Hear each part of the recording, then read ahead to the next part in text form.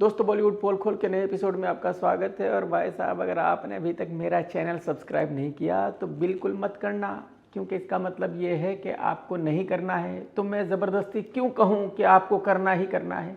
आप बिना सब्सक्राइब किए ही मेरे वीडियोस देखते जाइए, एंजॉय कीजिए, नो प्रॉब्लम। बुढ़ऊ भाई की एक फिल्म जल्दी ही रिलीज होने वाली है जिसका नाम है सिकंदर, सॉरी भगंदर। इसका टीजर रिलीज हुआ है और भाई साहब ये टीजर देखकर मुझे चक्कर आ गए। टीजर शुरू होता है, दिखाया जाता है कि बुढ़ऊ भाई चलते जा रहे हैं, और जब बुढ़ऊ भाई चलते हैं तो अजीब ही चलते हैं, उनकी चाल अजीब ही है। क्योंकि बुढ़ऊ भाई की एक तो हाइट माशाल्लाह ऐसी है और ऊपर से बॉडी ऐसी है कि कमाल के लगते हैं चलते हुए।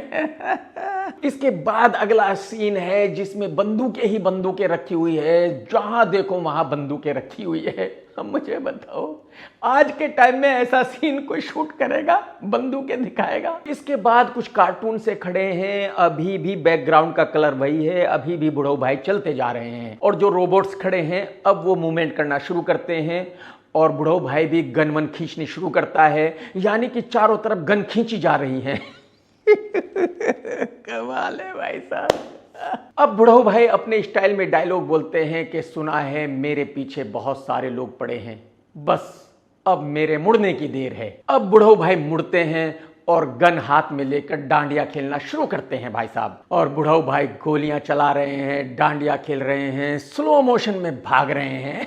इससे ज्यादा बुढ़ऊ भाई कुछ कर नहीं सकते।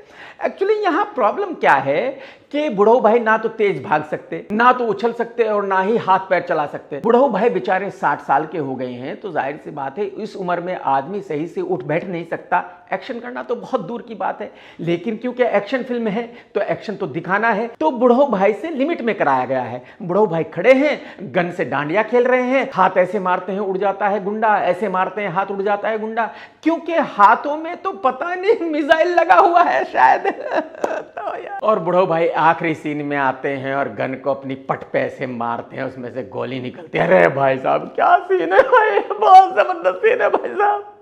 अब मुझे आप बताओ, मैं फिर यही कहना चाहूंगा, मैं बुढ़ऊ भाई से ये पूछना चाहूंगा कि भाई साहब आप वो रोल क्यों करना चाहते हो जिसको करने की आपकी उम्र नहीं है? आप वो रोल क्यों करना चाहते हो जिसमें आप फिट नहीं है? अगर फिल्म में कोई भी एक्शन होगा तो डुप्लीकेट करेगा और क्लोजअप आपको देने होंगे, लेकिन प्रॉब्लम यह है कि जो लोग फिल्म देखेंगे उनको साफ साफ पता चलता है कि ये डुप्लीकेट कर रहा है, ये रियल बुढ़ऊ भाई कर रहा है। कहने का मतलब यह है कुल मिलाकर ये टीजर बहुत ज्यादा खराब है। ये टीजर इतना खराब है कि भोजपुरी फिल्मों का टीजर इससे बढ़िया होता है। ये टीजर देखकर ये बिल्कुल क्लियर हो गया है कि ये फिल्म कितनी खराब होगी। मैं गारंटी के साथ कह सकता हूं, आज ही कह सकता हूं कि इस फिल्म का डिसास्टर होना तय है। इस फिल्म को डिसास्टर होने से कोई बचा नहीं सकता। कमल हासन की बेटी श्रुति हासन को तो आप सभी जानते हैं। श्रुति ने एक कमाल का स्टेटमेंट दिया है भाई साहब। जब श्रुति से एक पत्रकार ने पूछा कि आप शादी कब करने वाली है, तो श्रुति ने कहा कि देखो भाई, मुझे शादी करने में कोई इंटरेस्ट नहीं है। एक्चुअली मैं बहुत ही रोमांटिक पर्सन हूँ, मैं मर्द के साथ रहना भी चाहती हूँ, लेकिन शादी करना मेरा दूर दूर तक भी ख्याल नहीं है। मैं रोमांस करना चाहती हूँ, रोजाना करना चाहती हूँ, डेली करना चाहती हूँ, लेकिन बिना शादी के। डियर श्रुति, मैं आपको ये बता दूं कि दुनिया वाले आप जैसी ही लड़की को पसंद करते हैं, दुनिया वाले खोजते फिरते हैं आप जैसी लड़कियों को। तो आप बिल्कुल परफेक्ट लड़की हो और मेरी तो फेवरेट हो, मुझे तो बहुत पसंद हो यार आप। कसम रावण की एक कमाल की खबर आई है। शाहरुख खान साहब ने एक डिसीजन लिया है। शाहरुख खान साहब ने डिसीजन ये लिया है कि जो उनकी फिल्म बन रही है किंग, उसको सिद्धार्थ आनंद ही डायरेक्ट करेंगे, सुजोय घोष डायरेक्ट नहीं करेगा। क्योंकि जिस तरह की कमर्शियल फिल्म शाहरुख खान साहब अपनी बेटी के लिए बनाना चाहते हैं, वैसी फिल्म सुजोय नहीं बना सकता, सिद्धार्थ ही बना सकता है। हालांकि मैं आपको यह भी बताना चाहूंगा कि सिद्धार्थ आनंद ओरिजिनल फिल्म नहीं बनाता, वो कॉपी मास्टर आदमी है। पूरी दुनिया की फिल्में देखता है, एक एक सीन यहां वहां से चुराता है और फिल्म बनाता है। लेकिन ऐसी ही फिल्म उसने पठान बनाई थी शाहरुख खान साहब के साथ, जो बहुत बड़ी हिट रही थी। तो अगर फिल्म हिट होती है तो इससे घंटा फर्क नहीं पड़ता कि कौन सा सीन कहां से चोरी किया गया है, कौन सा कहां से नहीं किया गया है। बॉलीवुड में एक पुराने जमाने की एक्ट्रेस है जो बेचारी फ्लॉप हो चुकी है, जिसका नाम है नेहा शर्मा, और इस लड़की को भी एक फॉरेनर बॉयफ्रेंड मिल गया है। जरा वीडियो देख लीजिए।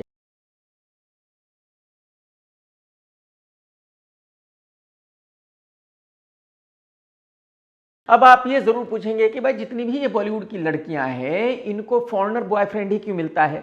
तापसी ने भी एक फॉरेनर से शादी की है, नेहा शर्मा भी एक फॉरेनर से शादी करने जा रही है, और वो भी गरीब फॉरेनर से। जाहिर सी बात है अमीर फॉरेनर तो कोई इनसे शादी नहीं करेगा, जो गरीब फॉरेनर है वही करते हैं बेचारे ये सब। तो एक्चुअली उसकी वजह यह है कि ये जो गरीब फॉरेनर है, एक तो इनको मुंबई में रहने का सहारा मिल जाता है, दूसरे उनके लिए ये अच्छा हो जाता है कि उनको बीवी का खर्च नहीं उठाना पड़ता, क्योंकि जो बॉलीवुड की लड़कियां हैं ये खुद का खर्चा खुद ही उठाती हैं। तीसरी वजह यह है कि जो फॉरेनर्स हैं ये बॉलीवुड के बारे में कुछ नहीं जानते, इन लड़कियों के बारे में भी कुछ नहीं जानते, तो जाहिर सी बात है इनको तो एक कमाल की बीवी मिल गई, बात खत्म। प्रीति जिंटा ये कर चुकी है, माधुरी दीक्षित ये कर चुकी है, श्रेया शरण ये कर चुकी है, तापसी ये कर चुकी है, और नेहा भी यही करने जा रही है।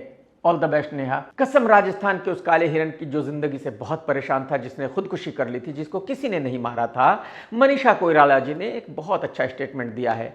मनीषा जी ने कहा है कि जब मैं हीरोइन हुआ करती थी हमारे वक्त में फिल्मों के गाने बहुत अच्छे होते थे, ऐसे गाने होते थे जिनको सुनने को मन करता था, लेकिन आज के गाने ऐसे हैं जिनको सुनकर कान पक जाते हैं, जिनको दोबारा सुनने को मन ही नहीं करता।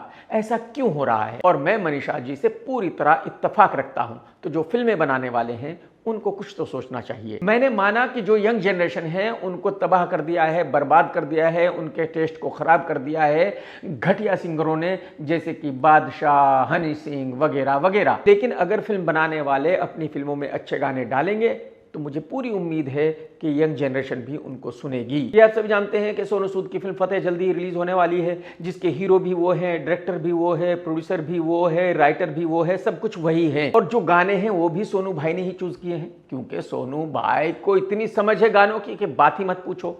तो एक गाना रिलीज हुआ है रुआ रुआ, बहुत ही वाहियात किस्म का गाना है, एक नंबर का घटिया गाना है, और सोनू भाई को ऐसा लग रहा है कि ये गाना कमाल का गाना है। अब आप जरा अंदाजा लगाइए कि अगर फिल्म मेकिंग के बारे में सोनू भाई की ये नॉलेज है तो सोनू को डायरेक्शन क्यों करना था, सोनू को खुद फिल्म क्यों बनानी थी। गधे की तरह हिनहिनाने वाले चिरकुट सिंगर मिक्का ने एक इंटरव्यू दिया। इंटरव्यू किसको दिया?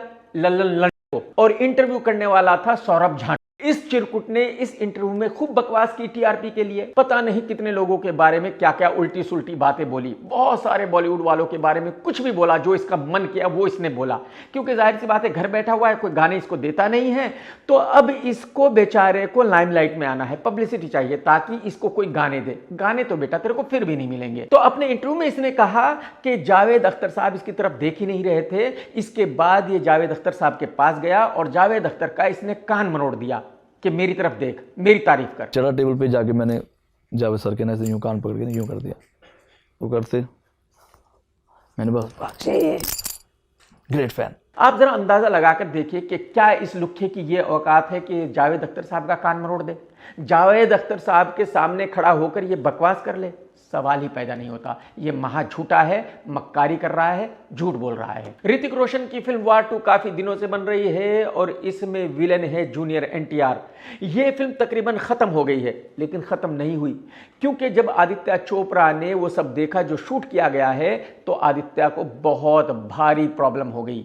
आदित्य ने कहा कि भाई ये फिल्म जो है बराबर से शूट नहीं हुई है, और यही वजह है कि अब बहुत सारी फिल्म को दोबारा शूट किया जाएगा। कहने का मतलब ये है कि अब ये फिल्म टाइम पर रिलीज नहीं होगी, शायद कुछ महीनों के बाद रिलीज होगी। महानायक अमिताभ बच्चन साहब ने कहा है कि वो अल्लू अर्जुन के बहुत बड़े फैन हैं, उनको अल्लू अर्जुन का काम बहुत पसंद है, उनको अल्लू अर्जुन की एक्टिंग बहुत पसंद है, और मेरे ख्याल में ये बिल्कुल सही है कि अल्लू अर्जुन एक बहुत ही कमाल का एक्टर है। इससे पहले अल्लू अर्जुन भी अपने एक इंटरव्यू में कह चुका है कि उनका सबसे फेवरेट एक्टर हिंदुस्तान में अमिताभ बच्चन ही है। मैं उम्मीद करता हूं और विश करता हूं कि जब मेरी एज उनके जितनी हो जितनी अमिताभ बच्चन साहब की है, तो मैं भी उन्हीं की तरह काम कर सकूं। जम्मू की एक बहुत ही फेमस आरजे थी सिमरन सिंह, इसको जम्मू की धड़कन भी कहा जाता था। ये बहुत ज्यादा फेमस थी, लोग इसका प्रोग्राम बहुत ज्यादा सुनते थे, लेकिन फिर अचानक इस बेचारी को प्यार हो गया, और ये प्यार इतनी खतरनाक बीमारी है कि इसमें कोई भी अंधा हो सकता है। तो ठीक उसी तरह सिमरन भी अंधी हो गई थी।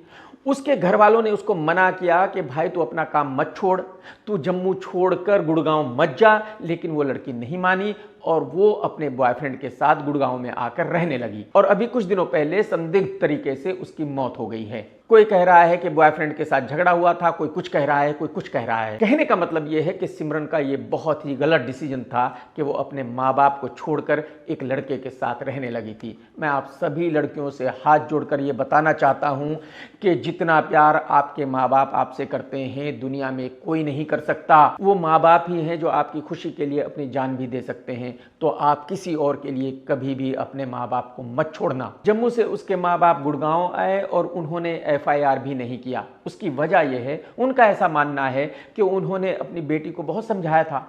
जब वो नहीं मानी थी तो इसका मतलब यह है कि उसकी किस्मत में ऐसा ही होना था। अब किसी को ब्लेम करने से क्या होगा। लेकिन आप ज़रा सोचिए कि 25 साल में एक लड़की की ज़िंदगी ख़त्म हो गई। ये बहुत ही ज़्यादा गलत है। तो मैं एक बार फिर से आप सभी लड़कियों को बताना चाहता हूं कि जो प्यार है ये चुतियापा है। ये प्यार व्यार कुछ नहीं है। जिंदगी सिर्फ पैसे से चलती है। ये सब ड्रामा है, प्यार मोहब्बत। तो जिंदगी में कुछ चीज़ें ऐसी हैं जिसको हमेशा याद रखना कि एक तो अपनी फैमिली को किसी के लिए नहीं छोड़ना, एक किसी लुक्खे के साथ नहीं जाना जिसके पास पैसे नहीं है, क्योंकि वो लुक्खा आपके साथ कभी भी कुछ भी गलत कर सकता है। और अगर जिंदगी चलती है तो पैसे से चलती है। प्यार की हवा खाकर कोई भी जिंदा नहीं रह सकता। देश के इतिहास के best prime minister Manmohan Singh ji का इंतकाल हो गया है। उनको मेरी दिल से श्रद्धांजलि। और ये तो पक्का ही है कि वो सीधे स्वर्ग में ही जाएंगे। अगर मनमोहन सिंह जी भी स्वर्ग में नहीं जा सकते तो फिर कौन जाएगा।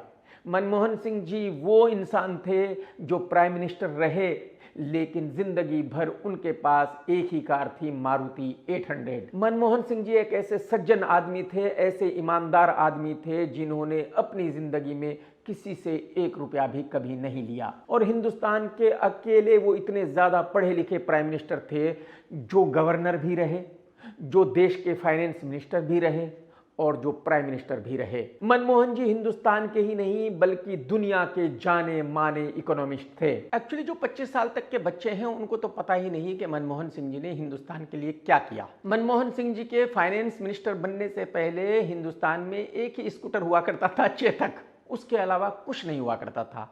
एक ही कार हुआ करती थी, फिएट। उसके अलावा कुछ नहीं हुआ करता था। हिंदुस्तान में ब्रिज भी नहीं थे, सिग्नल हुआ करते थे। एक एक सिग्नल पर 15-15 मिनट तक खड़ा होना पड़ता था। और रोड्स पर तो इतना ट्रैफिक होता था भाई साहब कि अगर थोड़ी भी दूर जाना होता था तो 1 घंटा रोड पर लगता था। पूरे देश में 3-4 एयरपोर्ट थे और एयरपोर्ट इतने गंदे थे कि जब आप एयरपोर्ट में जाते थे तो बदबू आती थी। पूरे देश में एक भी शॉपिंग मॉल नहीं था। और भाई साहब फास्ट फूड के बारे में तो आप सोच भी नहीं सकते थे, जैसे कि मैकडोनल्ड, KFC वगैरह वगैरह। फोन, लैपटॉप, कंप्यूटर, इनके बारे में तो आप सोच ही नहीं सकते थे। हिंदुस्तान वालों ने इनको देखा ही नहीं था कि ये होता क्या है। जो आज हर दूसरा पत्रकार एक न्यूज चैनल खोलकर बैठा हुआ है और मनमोहन सिंह जी को गालियां देता है, वो भी नहीं हुआ करते थे। एक दूरदर्शन हुआ करता था, ब्लैक एंड व्हाइट, उसी पर खबरें देखी जाती थी और न्यूज़पेपर पढ़े जाते थे खबरों के लिए। तो कहने का मतलब ये है कि यंग जनरेशन के पास जो आज ये सब कुछ है, जो मॉडर्न हिंदुस्तान है, वो मनमोहन सिंह जी ने दिया है। बहुत सारे लोग ये जरूर कहेंगे कि भाई अब तो और ज्यादा तरक्की हो रही है। बिल्कुल होगी, क्यों नहीं होगी भाई। जब बिल्डिंग बननी शुरू होती है तो पहले नींव रखी जाती है, फिर फर्स्ट फ्लोर बनता है, फिर सेकंड फ्लोर बनता है और फिर ऊपर के जो फ्लोर हैं वो फटाफट बनते चले जाते हैं। तो जाहिर सी बात है नींव रख दी गई, बिल्डिंग की शुरुआत हो चुकी, तो अब ऊपर के फ्लोर ही बनाने हैं। तो जो भी आता जाएगा वो ऊपर के फ्लोर बनाता जाएगा, बात खत्म। लेकिन किसी भी बिल्डिंग को बनाने का श्रेय तो उसी को जाएगा जिसने उस बिल्डिंग को बनाने की शुरुआत की थी, जिसने नींव रखी थी। दोस्तों अगर आपने ये वीडियो देखा है तो लाइक करना बिल्कुल मत भूलना। कमेंट्स करके जरूर बताना कि आज का वीडियो आपको कैसा लगा। टेक केयर दोस्तों, tata bye bye, love you, जय हिंद। सत्यमेव जयते।